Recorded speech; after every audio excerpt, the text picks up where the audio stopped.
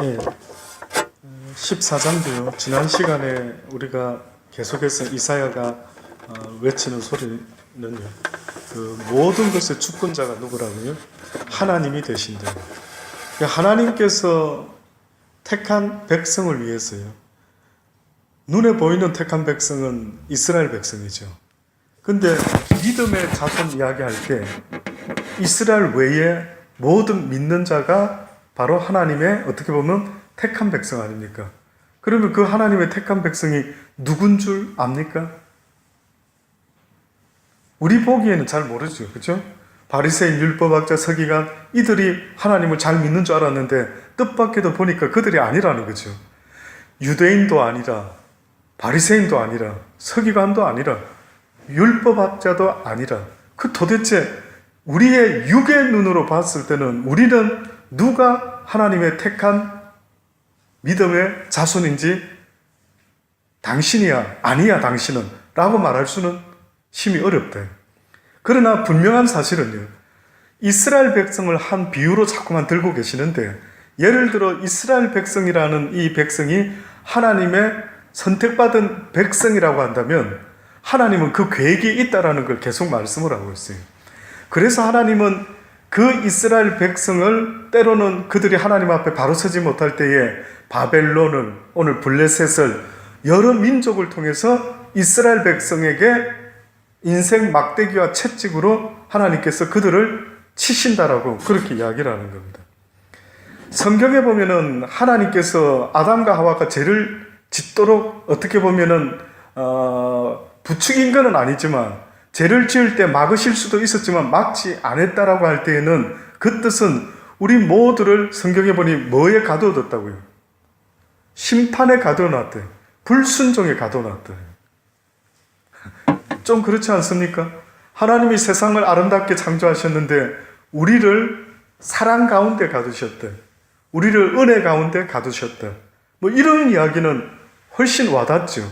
근데 하나님이 어떤 이유인지는 모르지만 우리를 불순종에 내버려 두시고 그 다음에 하나님의 심판 아래 가두었다라고 그렇게 성경이 말씀하고 있는 거예요.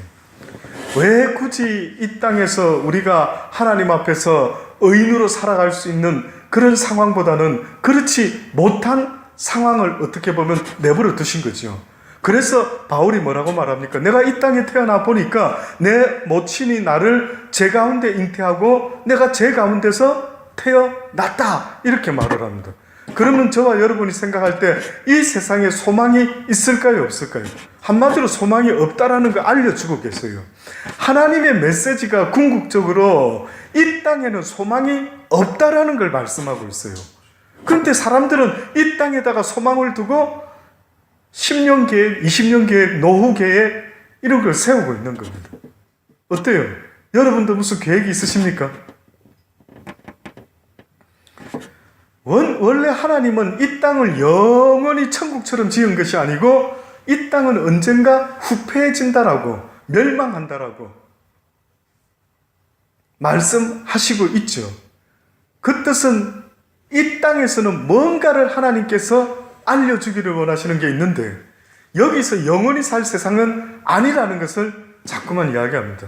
또다시 말하면은 너희들의 영혼이 이 땅에 살 수 있는 세상이 아니고 너희들의 육신이 잠깐 머물다 갈 수 있는 세상이라는 걸 계속 말씀하고 있는 거예요. 그러니까 어떤 때는 성경의 이야기를 복음을 전하려고 할 때에 가장 힘든 것은요, 복음의 모든 이야기는 이 세상은 내려놓고 영원한 하나님의 나라를 사모하라라고 하는 게 하나님의 궁극적인 메시지인데 하늘은 안 보이고 이 땅은 보이니까 사람들이 이 땅의 것에 관심을 두고 있으니 그들에게 성경의 이야기는 전혀 와닿는 이야기가 아니라는 거예요. 우리가 지난주 오후 시간에 우리 허전도사님한테 질문을 했었죠. 만약에 내가 한 달밖에 못 산다 한다면 하니까 그때서야 상황이 좀 달라지는 겁니다. 영원히 살지도 못하면서 사단이 우리를 속인 게 있다면요, 저와 여러분을 어떻게 보면 속인 것 중에 가장 성공적으로 사단이 육신을 가진 인생을 지금 속이고 있는 게 뭘까 하면 저는 생각할 때에 시한부 인생인데도 불구하고 영원히 살 듯이 사는 우리의 모습을 사단은 완전히 그렇게 속여놨대. 그렇지 않습니까? 감이 안 오는 거예요. 내가 죽어? 감이 오십니까? 와닿지가 않는 거예요. 인정하는 겁니다. 결국은 고통을 당해보고, 그죠? 죽을 병에 걸리고 의사가 사형 선고를 할 때에 비로소 그때 우리는 내가 죽는 것 같다 이러지요. 하나님은 계속해서 우리에게 사형 선고를 하셨죠. 너희는 이 세상에 잠시 있다 떠나는 세상이라, 안개와 같은 세상이라, 수에 칠 가치도 없는 세상이라, 죽음이 언젠가 모든 사람에게 일반으로 임하게 될 때인데, 그러나 죽음으로 끝나지 아니하고 죽은 이후에 영원한 생명으로 혹은 영원한 멸망으로 다시 부활이 있게 될 것이다. 수십 번, 수천 년 전부터 그렇게 말씀했지만 어느 인생도 귀담아 듣지를 않는 겁니다. 기껏 한다라는 말이 죽을 때쯤에 그때 한번 새겨보죠. 언제 죽을 줄 아무도 모르는 것을 그렇게 교만한 모습으로 살아가고 있는 겁니다. 그래서 오늘 이 이사야 선지자가 뭘 이야기를 하고 있느냐 하면, 이스라엘 백성들아, 때로는 너희들이 잘못해가지고 또 하나님의 진노를 사면서 매도 맞고 또 포로로 잡혀가고, 언제면은 이런 게 없을 수 있을까요? 언제면 세상에 어떻게 보면 유혹과 세상의 이 어떤 것에서부터 좀 구원을 받고 얻어맞았다가 또 용서받았다가 얻어맞았다가 이런 우리의 모습이요, 언젠가 멈출 수 있으면 하는 이런 어떠한 간절함을 가진 그 마음에 대해서 하나님이 지금 뭐라고 말씀하냐면, 결국은 이런 시행착오를 하다가 언젠가는 끝날 것이다. 언젠가는 모든 것들이 다 끝나는 세상이 오게 될 것이다. 그것이 바로 여호와께서 야곱을 긍휼히 여기시는 날이 오겠대. 심판 아래 가두어뒀기 때문에 벌받고 또 그 다음에 죄의 속성에서 막 발버둥 치다가 죄 짓지 말아야지 하다가 또 죄 짓고, 결국은 하나님의 긍휼하심이요, 불쌍히 여기는 것과 긍휼이라는 표현을 굳이 구별해서 이야기하면, 불쌍히 여긴다라는 것은 정말 불쌍해서 불쌍히 여기는, 동정하는 마음이에요. 저 사람 너무 가난하다. 긍휼히 여긴다라고 하는 것은요, 아예 그 상태가 심히 불쌍해서, 어떻게 그 사람이 게을러서 가난했다 어쨌든 이런 문제가 아니라, 도무지 어디에선가 자기 힘으로는 의로운 페이를 하고 어떤 상황을 바꿀 수 있는 이런 상황이 아니라는 거예요. 그러니까 하나님이 예를 들어 심판에 가두었다, 불순종에 가두었다라고 하신다면, 그것은 무엇으론가 그 문제를 해결할 길이 하나님한테는 있는데, 그게 뭐냐면 긍휼이라고 말을 하는 거예요. 그래서 그 긍휼로 언젠가 하나님께서 무슨 일을 할 텐데, 그때는 토기장이 마음인 거예요. 잘못했다라고 매를 치실 수도 있고 혼을 내도, 그래서 벌을 엄청 받다가 또 해방됐다, 이런 갈등과 번민의 모든 삶을요, 전능자는 지금 계속해서 어떻게 보면 시행착오를 하도록 지켜보시는 의도하심이 있는 것 같아요. 그래서 어느 인생도 나는 이 정도면 됐어 이런 인생이 없이, 좀 됐나 싶으면 또 자빠지고 또 됐나 싶으면 또 쓰러지고. 놀리십니까? 저하고 지금 장난하시자는 겁니까? 이렇게 우리는 말할 수 있겠죠. 근데 하나님은 그렇게 내버려 두겠다라는 겁니다.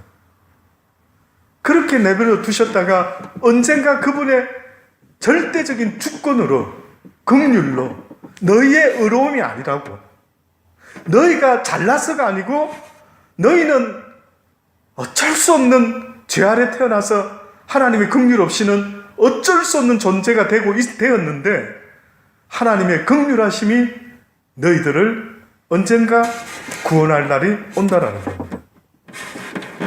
야곱을 긍휼히 여기시며 이스라엘을 다시 택하여 자기 고토에 두시리니 나그네 된 자, 이방인들, 우리 같은 사람들, 히브리 사람이 아닌 이스라엘 백성이 아닌 자들, 야곱 족속에게 가입이 되어 그들과 연합하게 될 것입니다. 언젠가 이스라엘 백성뿐만 아니라 이방인 가운데도 하나님께서 그들로 야곱 족속과 연합할 수 있도록 만들 것이다. 민족들이 그들을 데리고 그들의 본토에 돌아오리니 이스라엘 족속이 여호와의 땅에서 그들을 얻어 노비를 삼겠고 전에 자기를 사로잡던 자를 사로잡고 자기를 압제하던 자를 주관하리라. 이제 완전히 하나님의 나라가 되고 하나님의 백성 이스라엘 백성이 오히려 자기들을 압박하던 자들을 오히려 반대로 노비를 삼고 사로잡던 자를 오히려 이스라엘 백성이 사로잡게 되고 자기를 압제하던 자를 오히려 주관하는 자가 될 것이며 여호와께서 너를 슬픔과 공고와 및 너의 수고하는 고역에서 놓으시고 안식을 주시는 날에 너는 바벨론 왕에 대해서 이렇게 노래를 불러도 된다. 학대하던 자가 어찌 그리 그쳤으며 강포한 성이 어찌 그리 폐하였는고. 여호와께서 악인의 몽둥이와 패권자의 호를 꺾으셨도다. 그들이 분내어 여러 민족을 치되 치기를 맞이 아니하였고 노하여 열방을 억압하여도 그 억압을 막을 자가 없었던 바벨론이여 이제는 온 땅이 평안하고 정원하니 무리가 소리질러 노래하게 될 것이라. 향나무 레바논 백향목 이스라엘을 말합니다. 너로 인하여 기뻐하여 이르기를 내가 넘어뜨리었은즉 올라와서 우리를 작벌할 자가 없다 하도다. 결국 여기 3절을 다시 한번 보세요. 여호와께서 너를 슬픔과 공고와 및 너의 수고하는 고역에서 놓으셨다라고 이랬죠. 그러면 이런 생각 해보신 적이 있습니까? 인생이 수고스럽고 고역스럽고 괴롭고 힘들어야 되거든요. 근데 그걸 못 느끼면 이 말이 해당되지가 않는 겁니다. 그러니까 어떤 면에서 하나님만 잘 믿으면은 굿이 아니고요. 고난 가운데 하나님을 잘 믿기를 원하는 겁니다.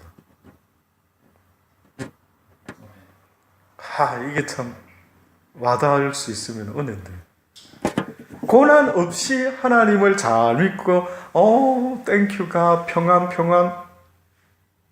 이렇게 하나님을 믿고 살아가면 참 우리는 좋겠다 이거죠. 그렇죠? 근데 뜻밖에도 하나님은 고난 가운데서 평안을 느끼고 그 고난 가운데서 빨리 하나님을 사모할 수 있는 갈급한 마음이 생겼으면 좋겠다라는 겁니다. 그래서 그런 사람들은 언젠가 그들의 갈급함과 목마름과 빨리 이 사망의 법을 벗어나서 이 육신의 세상을 벗어나서 하나님의 그 영광의 나라가 나에게 임하기를 고대하고 기대하는 그들에게 드디어 임하게 되면 그들은 어떻게 된다고요? 기뻐 춤을 춘다 이거죠. 드디어 이 날이 왔다. 생각해 보세요. 배고픈 사람에게 있어서 갈망하는 것은 뭡니까? 음식 빵 한 조각 아닙니까? 배부른 자에게 빵 한 조각은 아무런 의미가 없습니다. 아무런 의미가 없어요. 기쁘지도 않아요. 늘 말씀드리는 것처럼 탕자가 돌아왔을 때 한 아버지께 도무지 아들로 다시 받아달라고 할 면목이 없는 상황을 드디어 깨닫고 그래도 우리 아버지 집에 먹을 게 풍성했는데 라고 하면서 찾아왔죠. 찾아왔을 때 아버지가 아니다. 너는 잃어버렸다 얻은 내 아들이라 라고 받아주니까 그 아들의 마음이 어땠습니까? 마음이 너무 고마운 거예요. Thank you, my daddy. 고맙습니다. 그러니까 이 사람은 하나 고생하고 나더니만 바뀌어진 게 있어요. 죄를 짓고 나서 자기가 죄인이라는 것을 절실하게 느꼈던 상태까지 내려가 본 그 사람은 그 아버지의 긍휼과 자비와 염치도 없고 뭐라고 말할 자격도 없는 나를 다시 아버지가 받아줬다 이거죠. 그랬을 때의 그 둘째 탕자가 느낀 마음이 어떻다고요?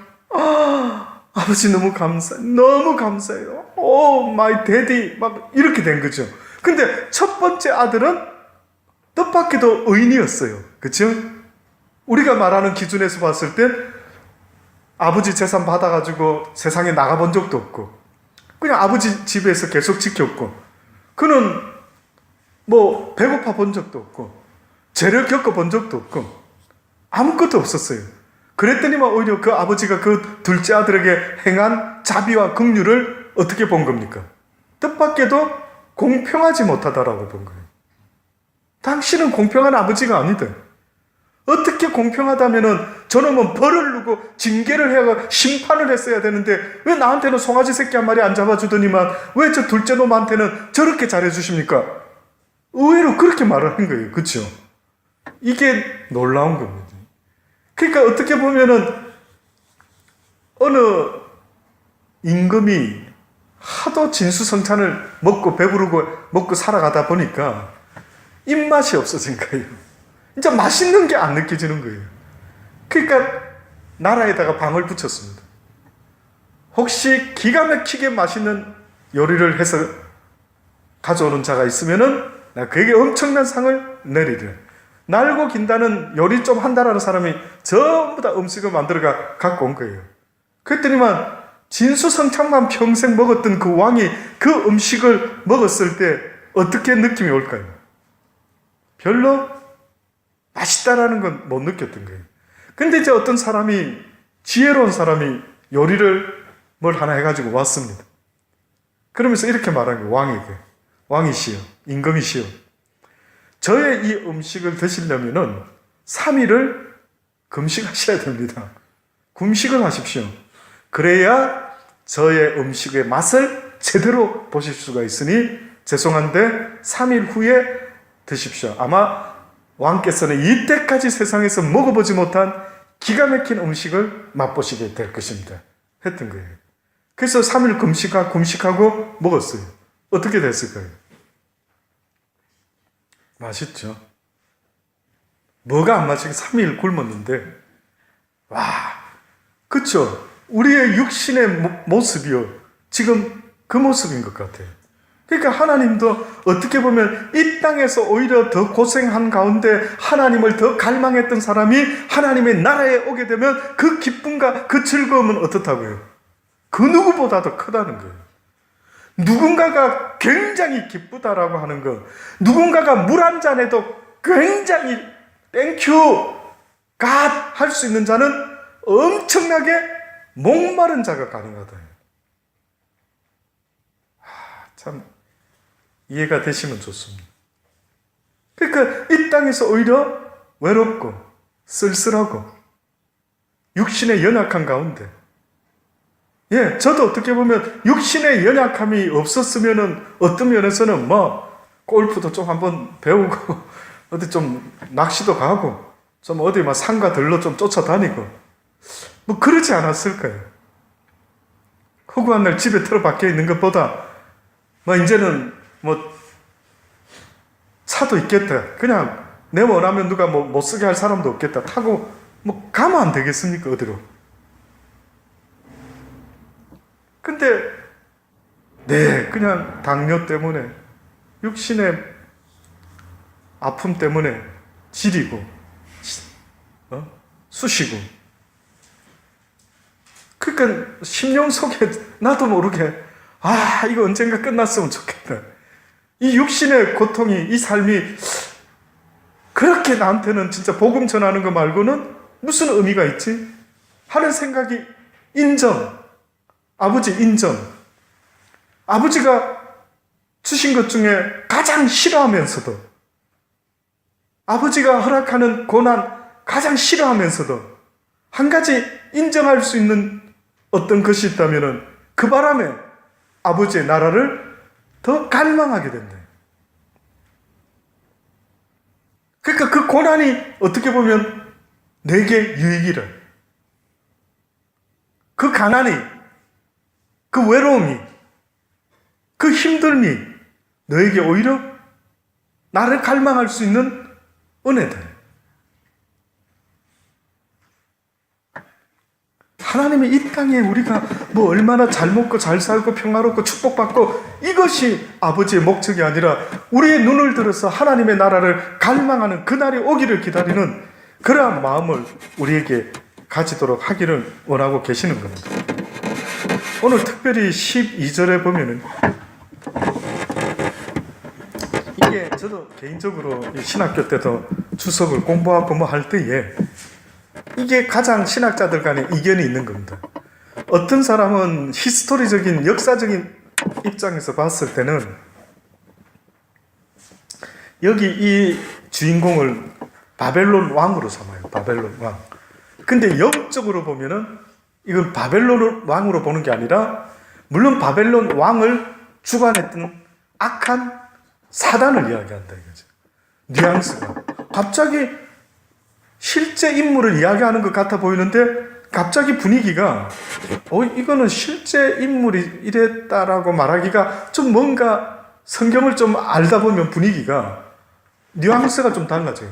시편을 읽어보시는 분들은 아는 것처럼 어느 때는 시편의 이야기가 다윗이 말하는 이야기가 나오다가 갑자기 하나님이 다윗의 입을 통해서 어떤 영적인 말을 또 막 하시고 있고 그러죠.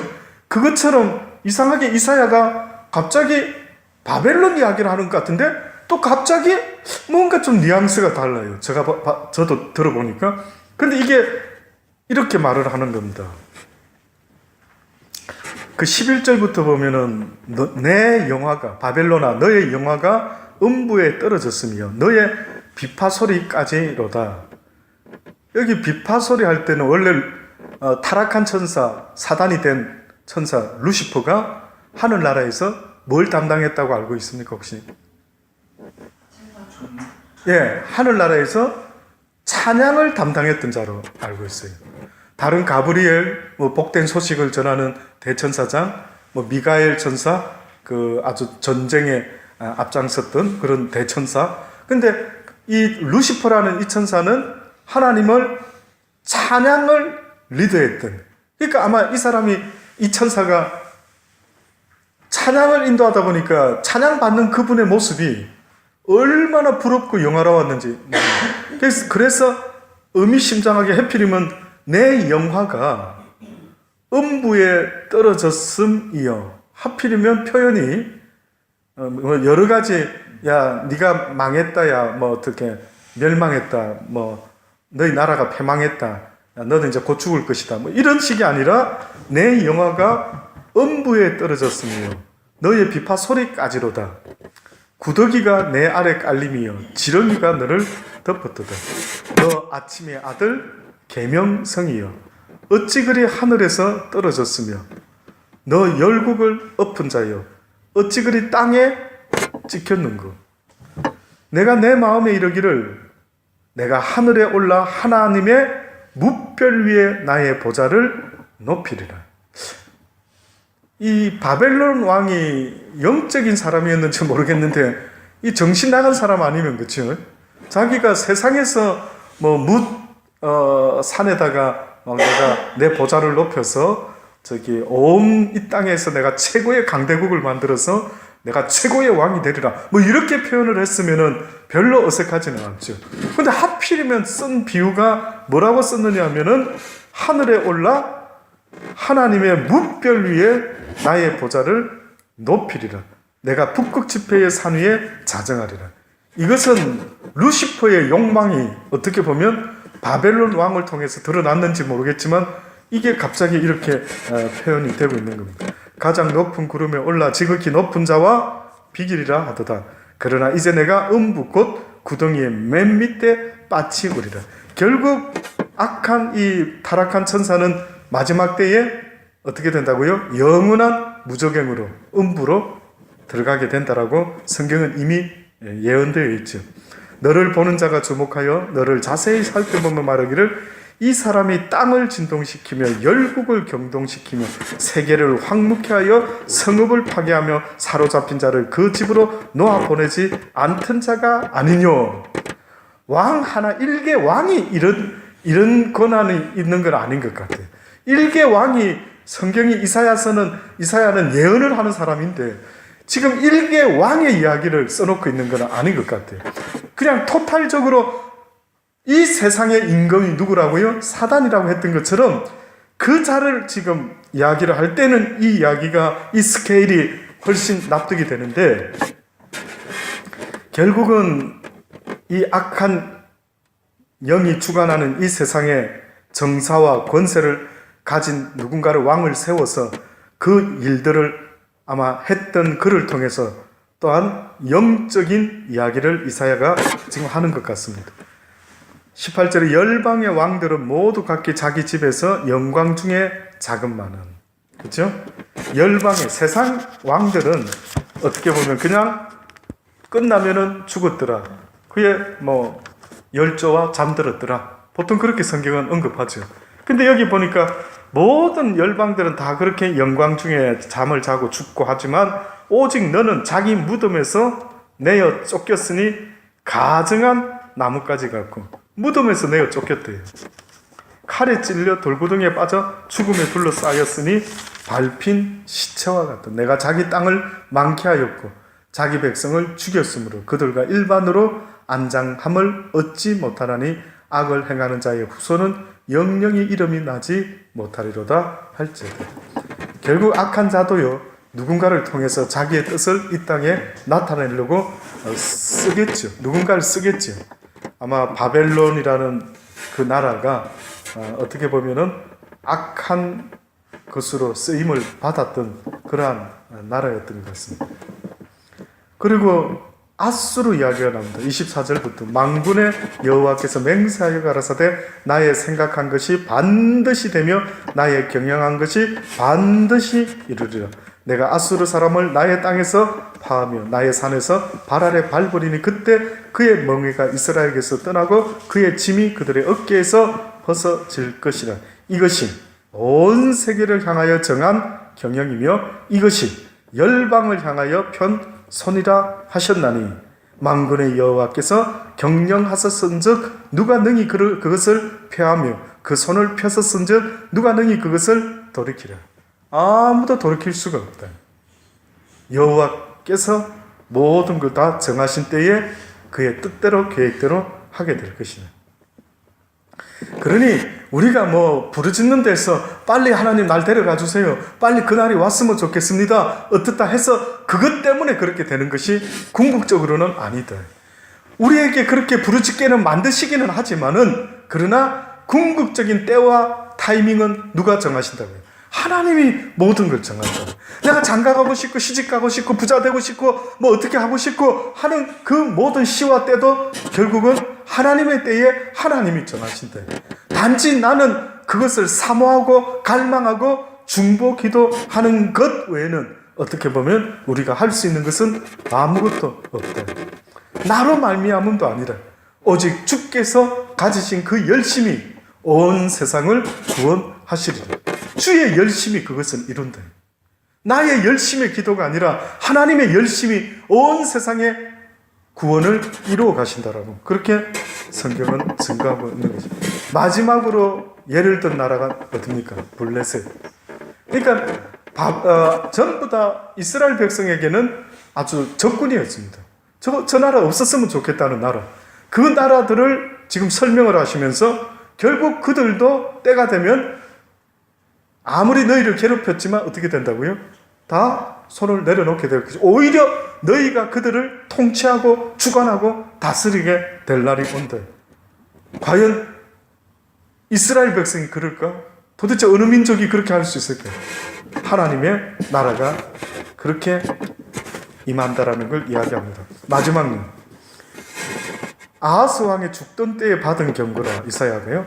블레셋 온 땅이여 너를 치던 막대기가 부러졌다고 기뻐하지 말라. 뱀의 뿌리에서는 독사가 나겠고 그 열매는 나는 불뱀이 되리라. 가난한 자의 장자는 먹겠고 빈핍한 자는 평안히 누우려니와 내가 너의 뿌리를 기근으로 죽일 것이요 너의 남은 자는 살육을 당하리라. 그러니까 이방인들이 자기들이 강하고 자기들이 뭐 이스라엘도 이기고 뭐 어쨌다 저쨌다 하지만은 결국은 그렇지 않다라는 걸 이렇게 말씀하고 있습니다. 성문이여 슬피 울지어다 성읍이여 부르짖을지어다 너 블레셋이여 다 소멸되게 되었도다. 대저 연기가 북방에서 오는데 그 항우를 떨어져 행하는 자 없느니라. 그 나라 사신들에게 어떻게 대답하겠느냐? 여호와께서 시온을 세우셨으니. 그렇죠? 결국은 여호와의 나라가 이 세상의 마지막으로 통치하는 나라가 될 것이다 라고 말씀하고 있는 것입니다. 그의 백성의 공고한 자들이 그 안에서 피난하게 될 것이다. 결국은 흩어져 있는 이스라엘 백성뿐만 아니라 믿음의 백성들이 시온에 임하는 하나님의 그 어떠한 거룩하심의 임재 앞에서요, 하나님의 나라가 세워지고 그 나라가 함께 우리 모두가 그 안으로 들어가서 함께 그의 백성이 되어 어떻게 보면은 온 땅을 통치하게 될 것이다. 그래서 신약 성경에 보면 너희가 나와 함께 왕노를 할 날이 올 것이다. 너희가 언젠가 이 나라를 통치할 날이 올 것이다. 너무나 신비로운 이야기라서 우리 육으로 다 이해가 안 되죠. 과연 어떻게 이 세상이, 대략적으로 신학자들은 그래 말합니다.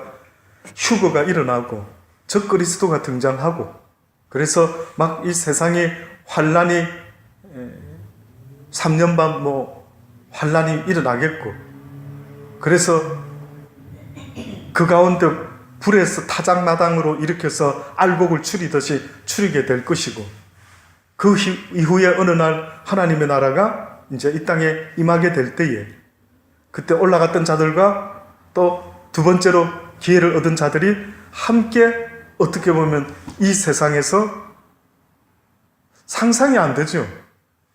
하나님의 나라의 통치를 이 세상이 1000년 동안 받는다라는. 그래서 우리가 어디 이단들 가운데 파수대에서 청년왕국, 천년왕국, 우리는 그 나라 백성, 그런 이야기 하죠.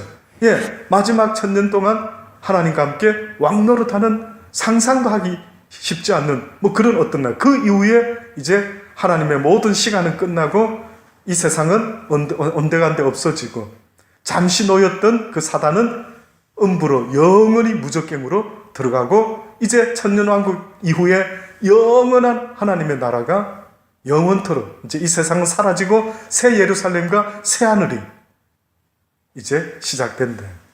이것이 대략적으로요. 우리가 참 이해하기가 너무 어려운 이야기지만 그런 어떤 하나님의 계획과 섭리가 있다라는 걸 성경은 계속 전하고 있습니다. 그러니 이 땅에서 잠시 고난 당하는 것 같으나 믿음의 눈으로 왠지 그것이 주님이 하시고자 하면 아무리 내 이성으로 이해되지 않는 이야기를 할지라도 그리 될 줄 믿습니다. 주께서 하시고자 하는 일을 이루실 줄 믿습니다는 그 믿음 하나 겨자씨 같은 걸 보고 하나님은 그의 나라로 우리를 인도하겠다.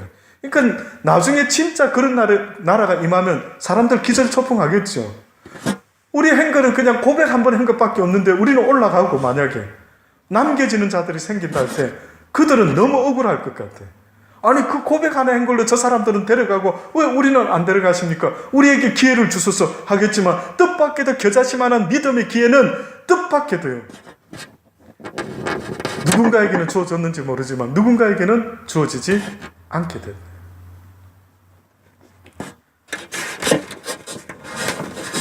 그 나라를 바라보시면서 끝까지 고난 가운데 어떤 힘든가 어려움이 있어요. 그 나라를 더 사모할 수 있는 마음, 더 갈망할 수 있는 마음.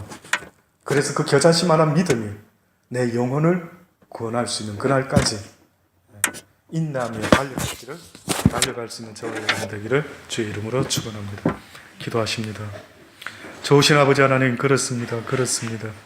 도무지 이해되지 않고 도무지 상상되지 않지만은 그러나 하나님께서는 이 고난 가운데 이 죄된 세상, 불순종의 세상에서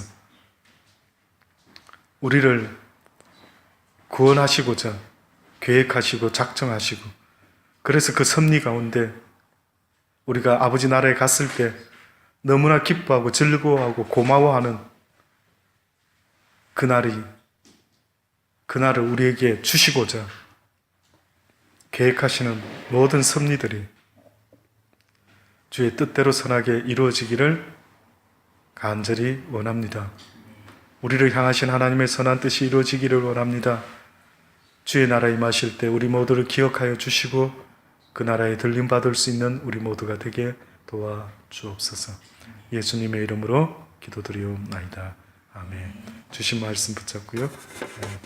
자유롭게 기도하시고 돌아가시겠습니다.